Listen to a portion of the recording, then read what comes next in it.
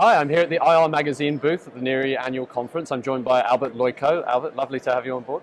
How you doing? Thanks, great to be here. Yeah, fantastic. So you recently joined Ipreo 2 weeks ago, is that right? Yeah, just over 2 weeks ago. Yeah, fantastic. So what appealed to you about the move?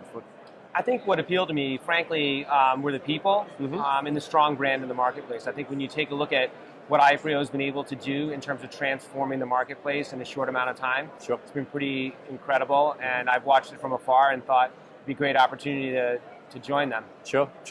And so what is sort of your list of priorities? You know, it's early days for you, your feet barely under the table, you've been shipped off to Orlando very quickly, but Look, my priorities initially are to, number one, get out and talk with a lot of the customers, really understand what's on their minds, what are the big issues that they're being faced with, and then really get together with the teams internally and understand what areas and opportunities there to innovate. Sure. And that's what I'll be doing in the first couple of months. Sure. Okay.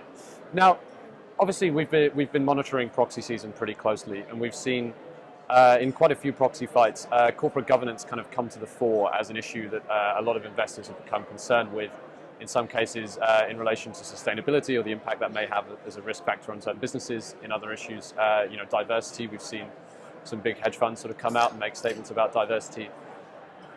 How do you think that changes perspectives from an IR point of view, engaging a bit more on a corporate governance perspective, having those conversations with the shareholders? Yeah, interesting question. I think it's important to kind of take a step back and understand, what are the drivers? There's some big drivers that are helping facilitate some of this, and I think the growth of passive investing means that investors aren't able to vote their shares necessarily the way that active investors are.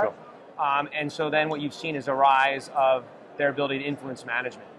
And so one of the big areas that we see is an opportunity to help companies navigate that by understanding, what's on the minds of these hedge funds and what are the things that they should look out for. Sure. And so we see a big opportunity. We've been talking to a number of investor relations officers, general counsels, and I think it's also reached a level where the board really wants to understand what are the implications, because obviously there can be big implications for the management team. There can be some nasty surprises, I think. Absolutely. Yeah.